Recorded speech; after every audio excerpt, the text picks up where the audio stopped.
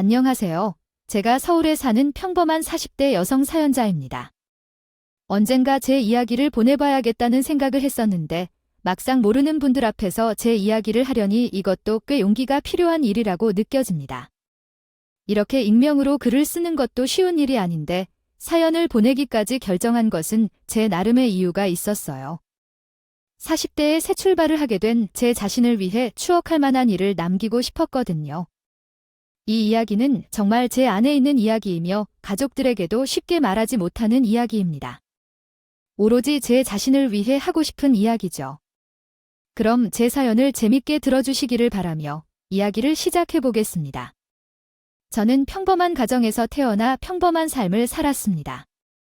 사람이었습니다. 결혼이라는 일을 하기 전까지는 매일 무엇을 먹고 어떻게 보낼지 고민하는 것이 없었던 별다른 변별력이 없는 젊음이었습니다. 결혼이 사랑으로 이루어진 큰 축복 같은 일인 것을 깨달았고 저는 사랑과 결혼에 대한 좋은 면만을 기대하며 언젠가 내게 찾아올 운명의 상대를 기다리고 있었습니다. 그리고 20대 후반에 운명의 상대를 드디어 만나고 맞이했습니다. 키가 크고 외모가 깔끔하며 센스 있고 매너 있는 그 모습까지 그 사람은 그 이상의 남자였습니다. 그리고 꿈꾸던 남자와 마주하게 되자 2번 고민하지 않고 돌직구를 날렸습니다. 일상 속 기회를 놓치고 싶지 않았기 때문에 평소에 내성적이고 소극적이던 성격이라면 할 수 없을 짓이었지만요. 안았던 마음에 처음이자 마지막으로 용기를 내보았어요. 심지어 저희는 그날 처음 만난 사이였죠. 저는 대학 시절부터 꾸준히 했던 봉사 동아리에서 봉사를 하게 되었고 남편은 그 일을 도와주러 나온 인테리어 업체의 직원이었습니다. 사실상 그날의 일정이 아니었다면 다시 만날 일도 없을 사람이었지만 그렇기에 더 그 사람을 붙잡고 싶었어요. 막무가내로 번호를 받아낸 저는 그날 곧바로 안부 문자를 보내며 진혁 씨와의 인연을 이어나갔어요. 하지만 나한테 아무 관심이 없는 건지 답장도 없고 뜸이 지나가는 그 사람의 반응에 상처를 받기도 했습니다. 애초에 내가 매달린 번호였는데 거겠지만 여자로서 그런 일이 처음이었던 저는 어색하고 불편한 그 관계를 견딜 수가 없더라고요. 당시에는 무슨 자신감인지 덥석 일을 벌이기는 했지만 막상 인연을 이어나가는 것이 쉽지 않았고 뜸해지는 그 남자의 연락처, 제 자신감도 점점 떨어질 수밖에 없었죠. 첫눈에 반할 만큼 제 이상형이기는 했지만 저도 제게 관심이 없다는 남자에게 매달릴 만큼 오지리면 아니라 생각했어요. 결국 우리는 인연이 아닌가 보다 생각하며 마음을 접었던 어느 날 저는 몇 달 만에 그 사람을 다시 만나게 되었습니다. 20대 후반 나이에 애인도 없이 혼자 외롭게 여행지를 떠난 어느 식당에서 말이죠. 관광지라 혼자 식사를 할 수 없다며 억지로 합석을 요구하는 식당 안에서 저는 저보다 먼저 들어와 음식을 기다리는 그 남자를 마주했습니다. 순간 반가운 마음이 들었지만 정신을 차리고 보니 그렇게 민망한 일이 없었어요. 그렇다고 한참 기다려 들어온 식당에서 이제 나갈 수도 없는 바람에 저는 결국 그 사람이 저를 알아보지 못하기를 바라며 고개를 푹 숙이고 밖으로 나왔어요. 솔직히 그 사람이 저를 알아볼 거라 생각하지도 못했고요. 문자로만 연락을 주고받다가 흐지부지 되느라 그로부터 얼굴 한 번 본 적 없었으니 저는 진혁 씨가 제 얼굴을 기억하지 못할 수도 있을 거라 생각했어요. 알아보니 그냥 제가 우연히 합석한 여행자인 줄 아는 거였어요. 그의 법을 썼습니다. 안사루는 구족이 등이라 생각하면서 나는 밥을 맛있게 먹으러 가려고 했습니다. 그러나 그 남자가 갑자기 나에게 말을 건 때 맛있게 드세요. 라고 제가 의심했습니다. 그 말이 그냥 도의 예의였을 것이라고 생각하며 아직도 얼굴을 숙이고 있었습니다. 그러나 그 남자가 갑자기 내 이름을 불렀습니다. 맛있게 드세요. 미소씨. 처음부터 나를 알고 있었던 그 남자의 뻔뻔함에 난 어이가 없을 정도였습니다. 남자를 장난치기 때문인지 굳이 이해하지 못하려 하는 나에게 맞지 않는 척하는 그 남자가 정말 불편하기만 했습니다. 하여튼 밥이 코로 들어가는지 입으로 들어가는지를 몰라서 급하게 식사를 마쳤습니다. 그리고 그의 밥그릇이 비워질 동시에 나는 전에 서둘러 그 식당을 뛰쳐나오려고 했지만 아직 한참 남았는데 양이 많아서요. 저는 다 먹었으니까 그쪽도 맛있게 드시고 오세요. 저 먼저 가볼게요. 뭐가 그렇게 급해요? 나도 거의 다 먹었으니 조금만 기다려주세요. 네, 제가 왜요? 우리 같이 밥 먹기로 했잖아요. 우연이지만 처음으로 같이 밥 먹게 된 건데 기다려주지도 않으려고요. 아, 나 좀 섭섭한 원래 성격이 뻔뻔한 건지 자기 좋다고 덤비는 여자가 웃어서 그런 건지 모르겠지만 그 남자는 마치 저랑 썸이라도 타고 있었던 것처럼 친근하게 고는 겁니다. 당황스러웠던 저는 그런 남자의 말에 차마 화도 내지 못하고 다시 붙잡혀 자리에 앉을 수밖에 없었습니다. 그리고는 남은 밥을 가져왔습니다. 다 먹고는 제목까지 계산하는 거였죠. 왜 제 식사를 그쪽이 계산하세요? 밥은 제가 살겠어요. 커피는 미소 씨가 주세요. 그리고는 아무렇지 않게 쟤를 데리고 커피집으로 가더라고요.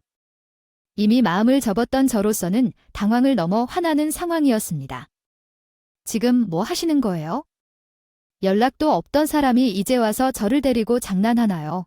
그때는 제가 바빴다고 말씀드렸잖아요. 내가 바보도 아니고 그 말을 믿겠어요. 그렇게 바쁜 사람이 여행을 어떻게 왔대요? 그때는 정말 바빴어요. 회사 내부 문제도 있었고 제 개인적으로도 정신이 좀 없어서요. 지금도 겨우 정리하고 시킬 겸 온 거예요. 겁니다. 그럼 머리를 잘 정리하고 그냥 가세요. 저도 여행을 즐기러 왔거든요. 미소 씨, 내가 먼저 연락하지 않아서 죄송합니다. 하지만 그때는 정말 도저히 시간을 내기 힘들었어요.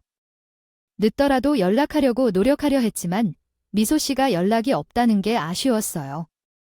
정말 미소 씨를 만나고 싶었어요. 나한테 관심이 없다고 생각해서 연락을 안 한 줄로 알았던 남자가 사정을 털어놓으며 정말로 바빴다고 해명을 했어요. 아무리 바쁘다고 하더라도 만약 관심이 있다면 그랬을까 생각했지만 그 얘기를 가만히 듣고 있었는데 바보 같지만 그 말을 한 번은 믿어보고 싶었습니다. 그자 앞에서는 괜히 퉁명스럽게 지제는 관심이 없어졌다 말을 했지만 오랜만에 다시 본 그 사람은 여전히 제 마음의 아련함을 느끼게 했어요. 들었거든요. 원래 사랑이라는 것은 쌍방으로 이어지는 것이 어려운 줄은 알았지만 제가 그런 짝사랑을 하게 될 줄을 몰랐습니다.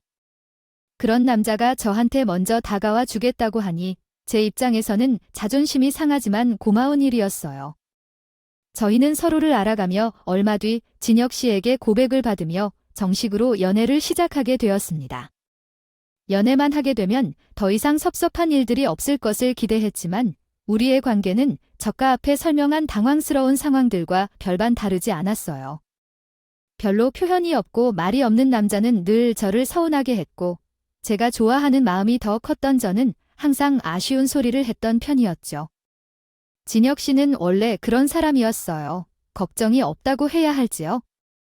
어떤 일에서도 안달을 내는 법이 없었거든요. 불평불만이 별로 없는 것은 좋았지만 항상 좋아도 그만, 싫어도 그만한 듯 해탈한 표정으로 있는 것은 반갑지 않았습니다. 연애라는 것은 서로의 감정을 공유하고 마음을 내보이는 일인데 그런 성에 있는 남자가 정 나는 좋아하는지 담고 있는지 쉽게 헤아릴 수가 없었으니까요. 그래서 늘 저만 안달리나 듯 했어요. 그래도 미련한 저는 그 사람이 참 좋았습니다. 가끔 그 사람이 내 마음을 너무 몰라주고 서운하게 할 때는 혼자 눈물을 터는 일들도 있었지만 그래도 저희들은 2년의 연애 끝에 결국 결혼까지 약속하게 되었습니다. 결혼 얘기도 내가 억지로 꺼내야 할 줄 알았더니 웬일로 결혼 결정이 이루어졌습니다. 얘기를 먼저 해주는 진혁 씨를 보며 저는 고맙기만 했었죠. 미소야, 우리 만나지도 꽤 됐는데 이제 결혼할까? 결혼 정말이야. 웬일로 진혁 씨에서 결혼하자는 소리가 먼저 나와서 왜 나는 결혼 생각이 없는 줄 알았어. 그동안 결혼 얘기 먼저 한 적도 없고 진혁 씨가 결혼이나 연애에 안달나는 성격은 아닌 것 같아서. 아, 그건 그렇긴 하지. 나야 뭐 혼자서도 잘 사는 사람이니까. 거봐. 근데 무슨 결혼을 하지 사람 괜히 또 섭섭하게 하고 있어? 그런 말이 아니라 그냥 나라는 사람이 그렇다는 거지?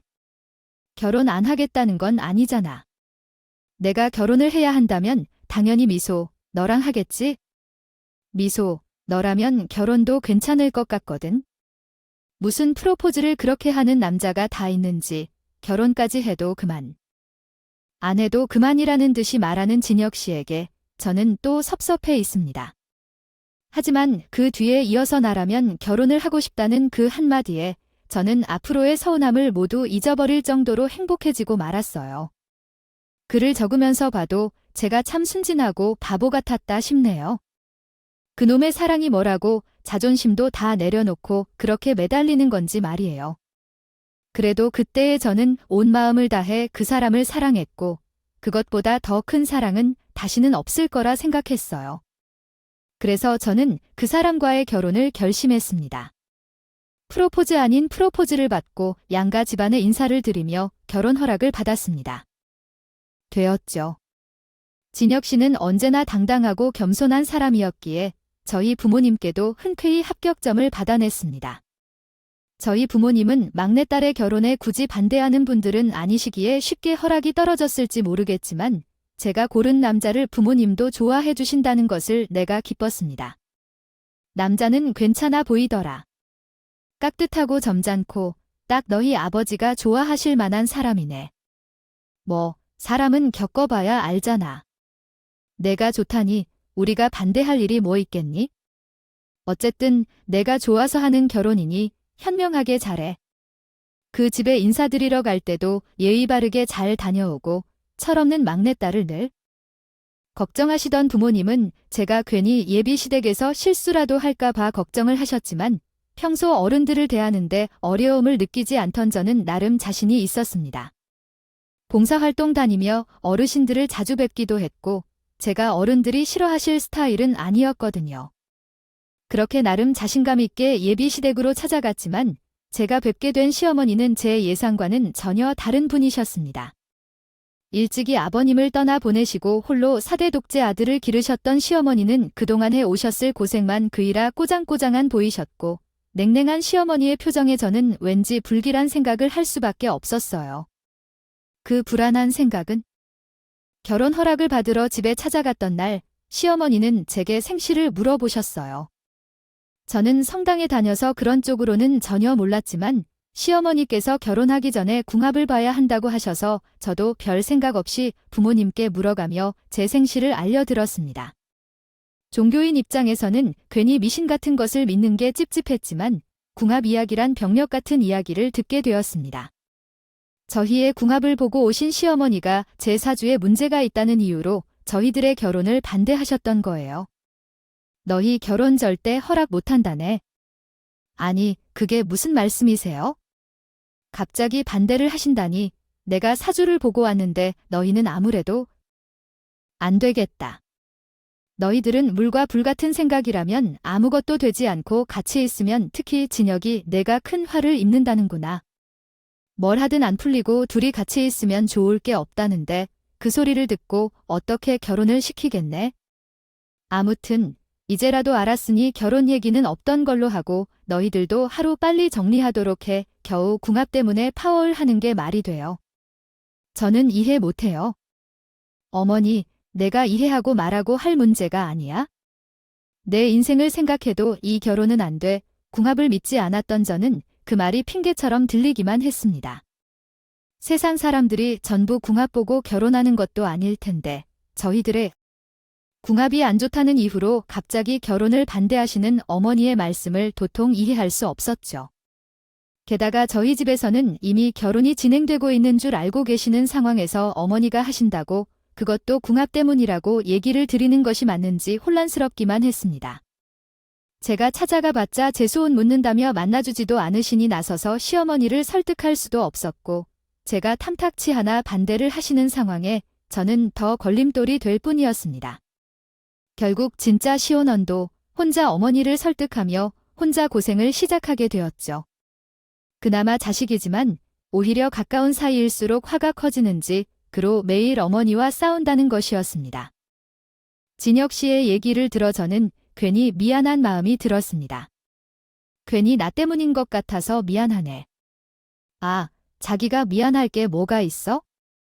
우리 어머니가 말도 안 되는 억지를 부르시는데 나는 궁합 같은 걸 믿지도 않고 설령 정말 우리 궁합이 안 맞는다 해도 상관 안 해. 우리가 좋으면 결혼하는 거지를 못하는 사람들이 얘기하는 미신을 믿고 결혼을 포기할 순 없잖아. 평소에는 너무 고집 있어서 답답했던 진혁 씨의 성격이 그때만큼은 안심이 될 수가 없었습니다. 자기 고집이 확고하던 진혁 씨는 결국 어머니를 이겨냈고 우리는 곧바로 상견례를 잡으며 결혼 준비를 이어갈 수 있었습니다. 그 사이에 두 사람 사이에서 무슨 일이 있었는지 어떤 일이 있었는지 알 수 없었습니다.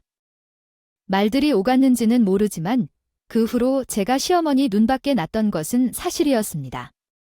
아릴 고집에 마지못해 저를 받아주셨는지 어머니는 제가 시집을 오도하고 제가 마음에 안 드는 티를 참 많이 내셨죠. 그래도 시어머니가 저희 결혼을 허락해 주신 것만으로도 다행스럽다. 저는 다른 불만을 가질 수가 없었어요.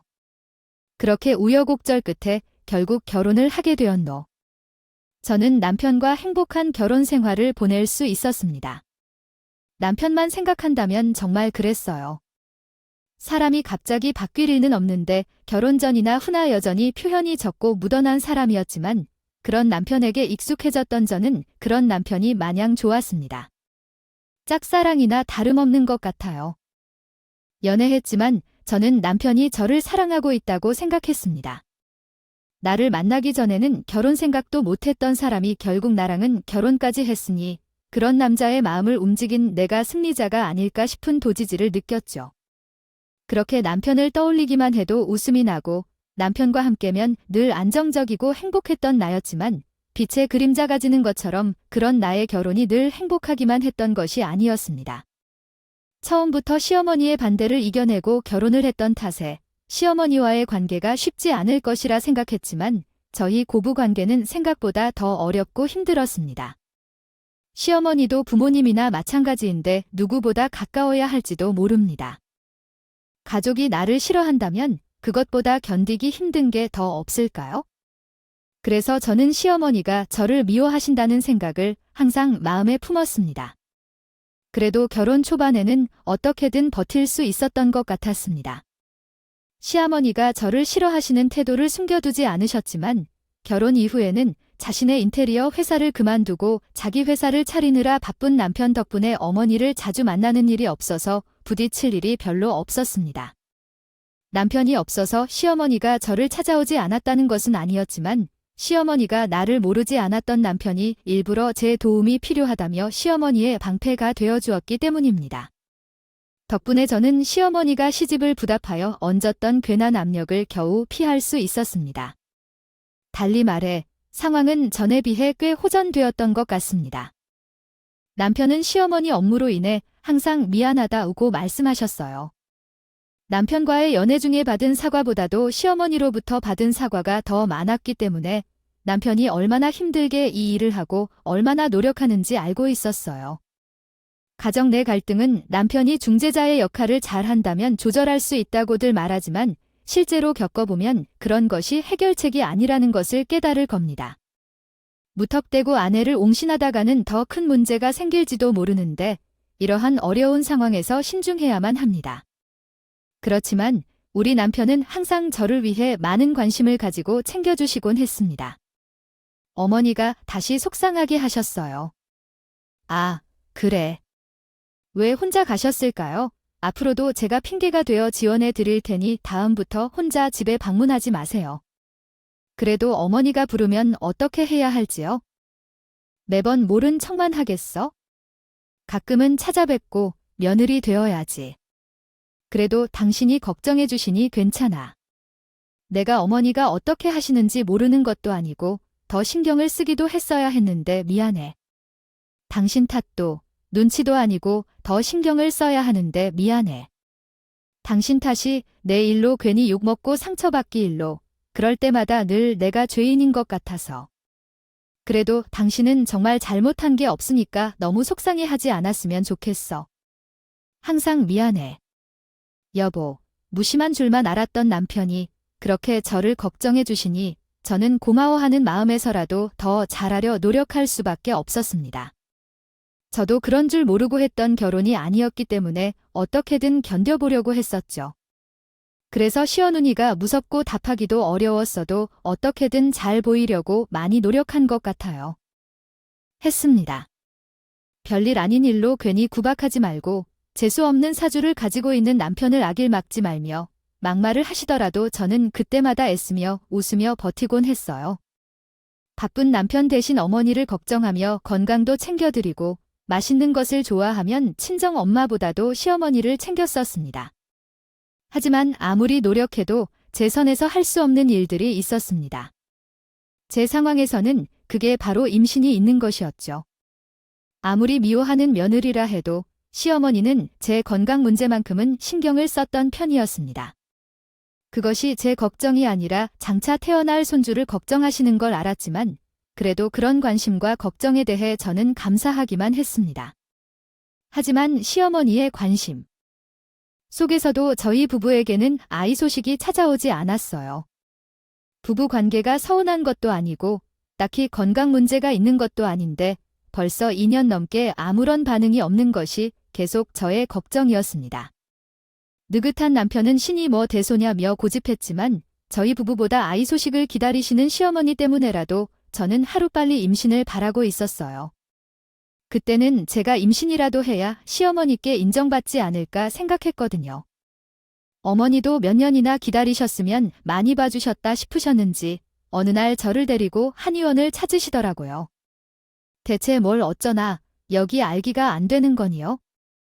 해당지나 가는 아이 생기는 약으로 유명한 곳이고 딸만 낳은 여자들도 여기서 약을 먹고 나면 아들을 낳는다. 비싸면서만큼 용해서 내가 큰 먹고 데려온 거니깐 개한 소리 할 생각 말고 가만히 있어. 그렇게 어머니를 따라 한우로 아들을 낳는 약을 지으러 갔던 저는 그곳에서 도저히 믿기 힘든 이야기를 듣게 되었습니다. 선생님, 저 며느리가 한진했는데 아직도 아이 소식이 없거든요. 그래서 약을 지어 먹이려고 왔습니다.